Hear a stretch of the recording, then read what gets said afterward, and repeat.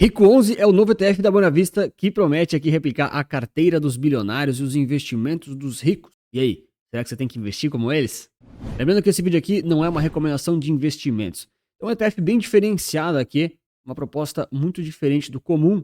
Basicamente, trazem aqui a ideia de replicar aqui os investimentos dos bilionários com as 50 principais empresas listadas nos Estados Unidos. Ou seja, daquilo que os bilionários investem, aquelas 50 empresas mais presentes nas carteiras deles, foi criado um índice, e daí desse índice o ETF recompra aquelas posições através ali de alguns critérios.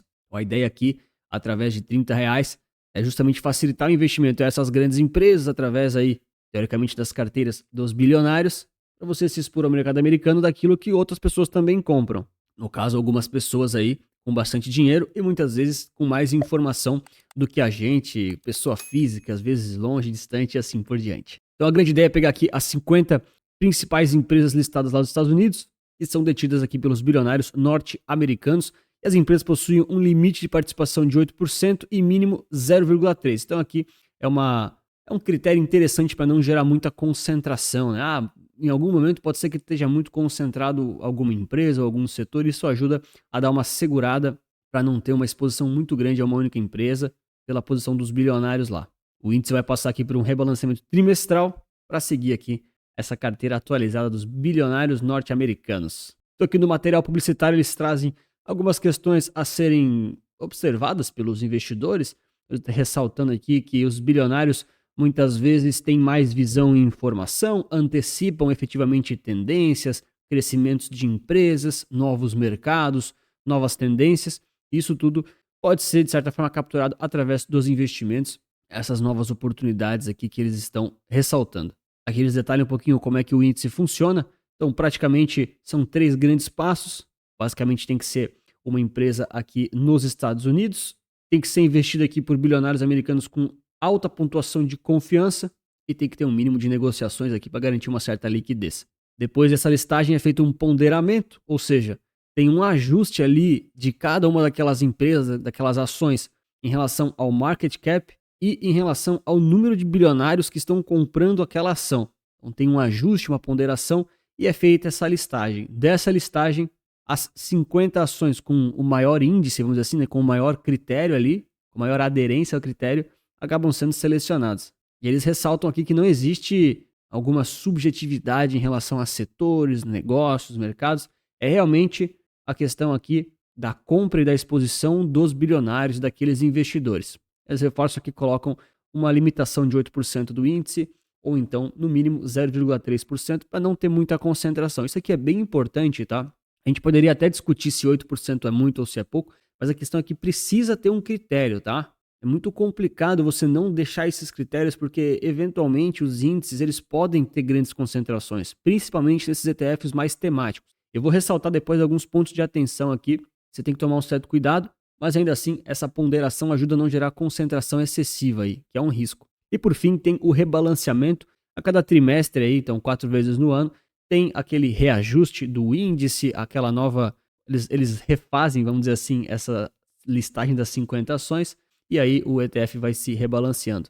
Depois da etapa 3, o que você faz? Você deixa o like e se inscreve no canal para mais análises como essa, também porque não te custa nada e você me ajuda demais, tá certo? Aqui eles destacam um pouco do moat, porque essa estratégia tende aqui a atravessar os ciclos. Então eles batem um pouquinho na tecla de que você tem pouca exposição a empresas da moda, porque os bilionários dificilmente ficam entrando na moda. É claro que existe moda ainda assim, né? Existe algum tipo de barulho. Bilionários também têm interesses, né, gente? Vamos lá, né? E eles tendem a ser muito mais inteligentes do que parecem, tá? Um dos grandes segredos da vida, eu acho que é você parecer menos inteligente do que você é, tá? E quando é um bilionário, efetivamente, na grande maioria das vezes eles fazem isso de propósito, tá? Aqui eles garantem uma diversificação, que ela não é necessariamente estatística, ou seja, eles não estão olhando muito para uma divisão matemática, estão olhando muito mais para uma divisão através aqui da vontade dos bilionários, enfim, da estratégia que aquelas pessoas estão adotando. Essa diversificação ela é qualificada, porque a tendência é, se o cara tem muito dinheiro, ele vai investir o dinheiro dele de forma muito boa, né? Ele não vai investir em coisas que ele não acredita ou de altíssimo risco. Ele vai colocar em alguns negócios que ele acredita, né? Logicamente tem riscos, enfim, né? mas ele tem até mais informação do que a gente costuma observar. Então, de certa forma, você consegue ter esse benefício. Aproveitamento aqui das novas tendências, sem modas ou desesperos, concentração em empresas lucrativas e aqui eles reforçam a questão da visão de longo prazo. Porque a tendência é que os bilionários não vão ficar trocando de ações toda hora, né? Isso pelo menos é o que historicamente eles têm falado aqui do comportamento daquelas pessoas. Aqui eles trazem um pouquinho do resultado do backtest histórico que eles trouxeram desde 2011, 2012 basicamente, no cantinho. E só para a gente entender então já algumas informações interessantes, aqui eles trazem a exposição por bolsa, né? Tá quase meio a meio, NYSE e Nasdaq, ou seja, a Nasdaq ela é um pouco mais focada em tecnologia, a NYSE é um pouco mais neutra, vamos dizer assim. É claro que tem um pouco de tecnologia na NYSE também, né? Hoje em dia as coisas são muito conectadas, mas existe aqui uma certa diversificação e exposição segmentada entre as bolsas. Aqui eles trazem um pouquinho dos setores, então você tem já uma certa distribuição, uma certa diversificação bem diferente da Nasdaq ou do próprio S&P. Ainda assim, tecnologia é muito relevante, né, cara? Quase um terço também. Assustador como tecnologia tem estado presente nesses percentuais altos dos índices e dos ETFs, independente se é na carteira dos bilionários, se é no próprio S&P 500, no próprio Nasdaq. É assustador como tecnologia tem sido um percentual alto dos índices. E não é de hoje isso, tá? Já faz um tempinho. De certa forma, esse alto percentual até retroalimenta algumas performances, porém ainda assim, com o advento da tecnologia e da IA, isso aí realmente está fazendo um barulho muito, muito grande em muitos mercados. Eles trazem as principais posições, falam aqui que teve uma rentabilidade de 30% ao ano desde 2012. Aqui eu estou imaginando que eles já estão considerando o Rico 11 simulado, já com o dólar impactando junto, tá? Então, vamos agora a alguns avisos importantes até onde eu entendi. Você vai estar aqui exposto ao dólar, ou seja, tem esse lado muito positivo e interessante. Você vai ter aqui essas questões do índice em relação a 15% de imposto de renda padrão, né, via DARF, normal. A taxa global aqui que eles comentam é de 0,55%, não é das maiores, mas também não é das menores. E esse aqui é um ETF que não paga dividendos, ou seja, de retorno total. Então eles reforçam os 30% ao ano de rentabilidade anualizada. Se eu não me engano, o IVVB11, assim, o S&P 500 dolarizado, né, que depende um pouquinho de cada ETF, mas se eu não me engano, posso estar errado, mas se eu não me engano é 20 ou 22% de CAGR, né, essa taxa de retorno anualizada dos últimos 10 ou 15 anos. Posso estar errado aqui com o valor exato. Tá? Então, de certa forma aqui, está superando o benchmark. É isso que eles mostram aqui também, olha só, através aqui do benchmark da rentabilidade acumulada que eles trazem. Então, naturalmente, o passado não quer dizer que vai se repetir, mas aqui visualmente, nitidamente, né, ele está passando do próprio S&P 500. Eu senti falta de uma comparação com a Nasdaq também. Eu sei que o S&P 500 é o benchmark principal, mas o que eu penso aqui? Beleza, tá batendo. Logicamente, pessoal, ninguém vai lançar um índice ou um ETF, um produto que não vai ter vantagem ou que não vai bater algum índice, algum benchmark e não vai ser apresentado no material publicitário. Ninguém vai fazer isso, tá? Na real, teve um cara que fez recentemente, não vou falar quem. Se você sabe quem, comenta aí nos comentários. Ele lançou um ETF que não batia muitos índices, mas ele lançou, enfim, né? O mercado é livre, você compra o que você quiser. Mas eu senti falta aqui da Nasdaq, por quê? É lógico que o S&P 500 ele é o benchmark principal a ser comparado, nesse sentido, né, tranquilo. Mas o que eu percebo aqui? Que eles têm uma correlação muito, muito grande. Tanto o Rico 11, que é essa linha mais azul, quanto o S&P, que é a linha a de baixo aqui. Comenta aí que cor é essa? Cinza, verde? Sou muito ruim com cores, cara.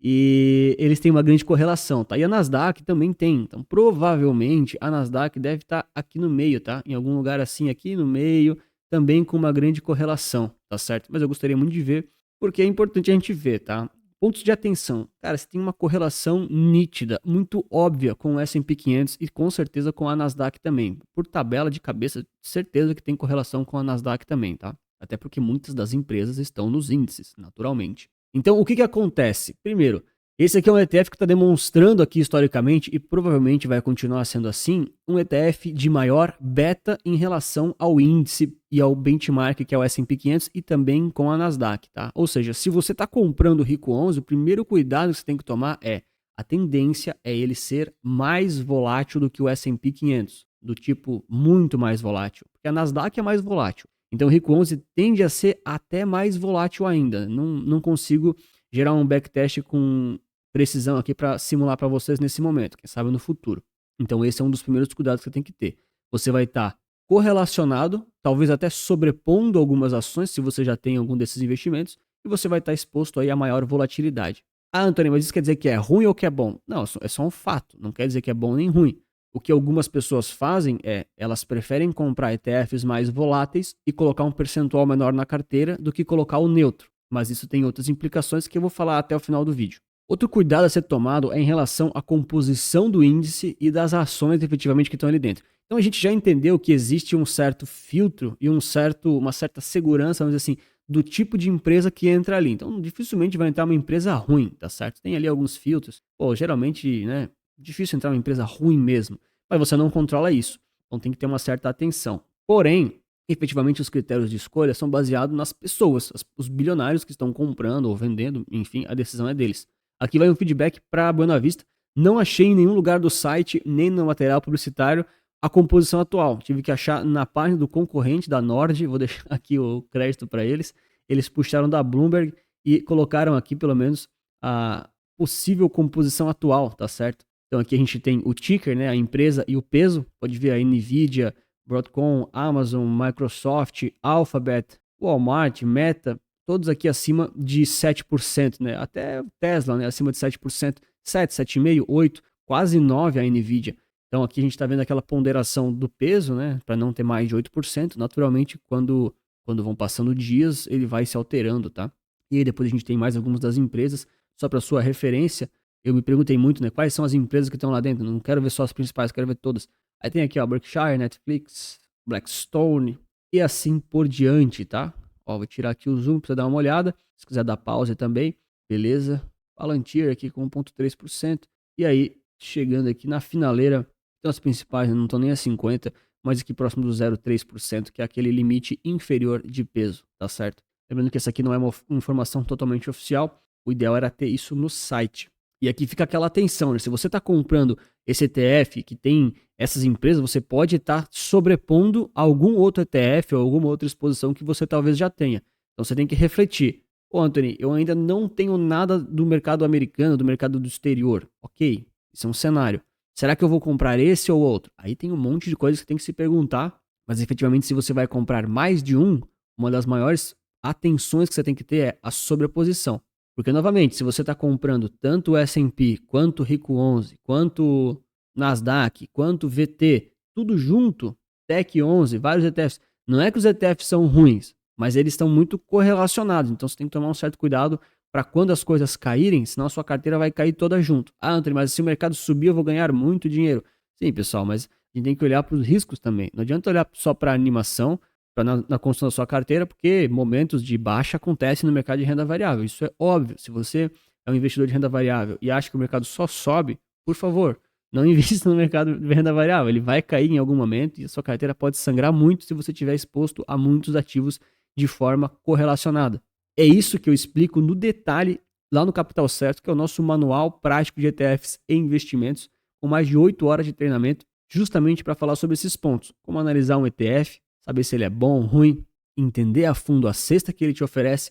A gente fala sobre renda fixa, renda variável, como encontrar e analisar na prática os ETFs, dentre vários bônus interessantíssimos, até mesmo falando de gestão de carteira, comportamental, planilhas para transição de DCA, checklist de investimentos, o meu processo passo a passo de tudo que eu olho para analisar o ETF, e aí você consegue tirar essas conclusões e não cometer alguns erros aí muito comuns que muitas vezes acontecem. Esses da sobreposição, sem estar sabendo, é clássico, tá? Então, de novo, se você faz sobreposição, não tem problema. Eu não acho errado sobrepor. Inclusive, é difícil você não ter nenhuma sobreposição na sua carteira. É difícil, tá? Um pouquinho é até comum que tenha. Mas esse pouquinho, ele tem que ser calculado, você tem que estar ciente. Não pode ser, vamos dizer assim, um chutão, aí depois tudo cai e você fala, ah, nossa, não sabia que ia cair tudo. É claro, você está sobreposto, correlacionado e a carteira inteira indo para o mesmo lado. Daí é complicado, né? Então, claro, se você tem interesse, é só clicar no primeiro link aí da descrição, no comentário fixado, para saber muito mais sobre o treinamento. Preço extremamente acessível, inclusive. Bom, então, Rico 11 é bom, é ruim? O que é no geral? Como é que vai ser isso? Bom, nitidamente ele tem uma alta correlação com o S&P 500, provavelmente também com a Nasdaq, e ele tende aqui a ter as empresas com maior beta. Por quê? Porque são as empresas aí que os bilionários escolheram que mais se valorizaram. É claro que isso pode ser perdido com o passar do tempo, mas até pela concentração em termos de número que ele apresenta. Quando a gente tem S&P 500 empresas ou Nasdaq 100 empresas, a tendência é que isso fique um pouco mais neutro, pelo menos naquela proposta daquele índice ou daquele ETF. Então, quanto mais empresas você tem, a tendência é você diminuir o risco. Risco, pessoal, não é o risco de quebrar. Assim, tem esse risco também, mas eu digo, o risco é uma medida de volatilidade. Então, quanto menos empresas você tem num índice ou no ETF, a tendência é ele ter mais risco. Risco como volatilidade. Então, esse é um primeiro cuidado aí que você tem que ter em relação a isso. Segundo ponto, você está sujeito aqui a critérios de pessoas, então, dos bilionários, efetivamente. Se isso é bom ou ruim para você, escreve para mim nos comentários. Eu gosto muito mais de exposições neutras ou então um pouco mais estatísticas. Mas os dados nos mostram que aqui deu mais dinheiro. É difícil saber se esse retorno vai se manter assim, mas efetivamente é uma escolha de cada investidor. Quando você pensar quantos por cento você vai colocar na sua carteira, não só de Rico 11, de S&P 500, de Ibovespa, de qualquer coisa, você tem que se refletir o seguinte, beleza, se esse ETF cai 50%, o que eu faço? Da onde que eu tiro? De onde é que eu rebalanceio? Eu compro mais, compro menos? Então você tem que ficar um pouco atento a isso, tá?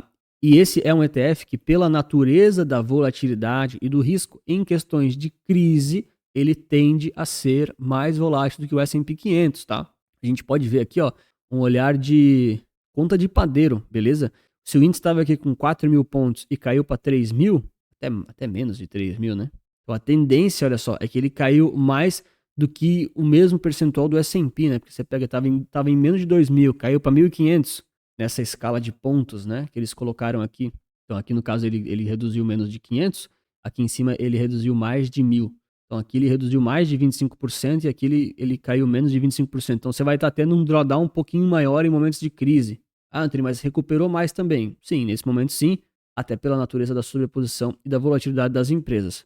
Por fim, o último cuidado aqui que acho que é importante sempre tomar quando os ETFs são recém-lançados, e eu sempre falo isso para todos, é a questão aqui da liquidez inicial do lançamento e do patrimônio líquido. Então, ele foi lançado acho que não tem nem uma semana, super novo, super recente. Eu sempre falo isso para todos os ETFs e eu vou sempre falar. Estou aqui em defesa das pessoas físicas. Eu não sou fã de você sair se expondo a um ETF logo que ele foi lançado.